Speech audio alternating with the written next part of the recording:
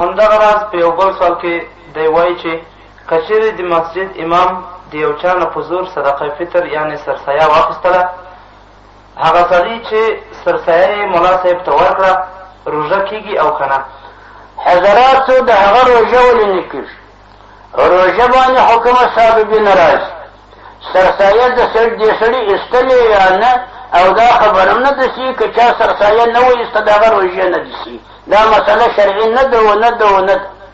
د هغه سړي روژه خو کېږي، اما دا سوال به تا کړی وای چې ملا صاحب دا حق لري چې دا سرسایه د ځان ته په زور اخلي.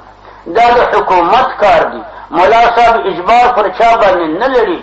حکومت کولی شي چې دغه کسان مجبور او مکلف کړي چې دا خپلې سرسایې دا وباسي، دا مسکینانو ته ورلره ورکړي. حضرت رسول خدا علیه السلام مبارک به د مسکینانو دپاره دغه سرسایې راټولولې په خلقو، حتی په دې مسجد شریف کې د نبي علیه السلام مبارک داسې یو راشه د خرما به پرته وه چې بیا به علیه السلام مبارک پر د مسکینانو باندې تقسیمول، حتی چې هغه شیطان راغی درې شپې غلا جندې کول.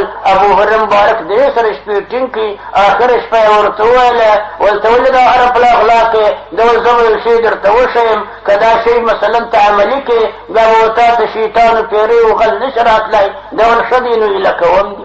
خو که څه یې زه د ما مختصره کړه، نو آیات کرسي شریفه وایه چې بېدېږي بیا به شیطانو پیرۍ او غل تا ته نه شي راتلی. علیه السلام مبارک به په هر سهار کې ورته ویل ما فعل صاحبک، آخر یې ورته وویل رسول الله خدای ول دا هم شیطان و. نو کولی شي حکومت چې سرسایې د خلقو څخه دا دې واخلي، په زور په جبر دې واخلي، ټول مسکینانو دې تقسیم کړي.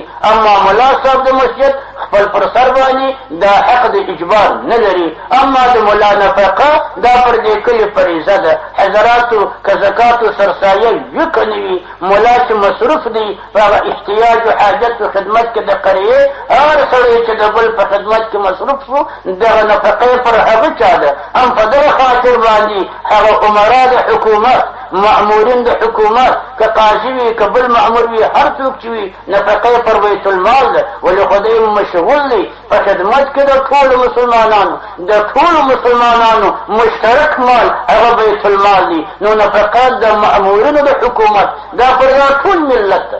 اما ټول ملت چې هر سړی دا پلټې او حق ځینې اخلي خو ګرانه ده. نو نفقې پر بیت المال شوه. ولې بیت المال هغه مشترک مال دی د ټولو مسلمانانو. والسلام.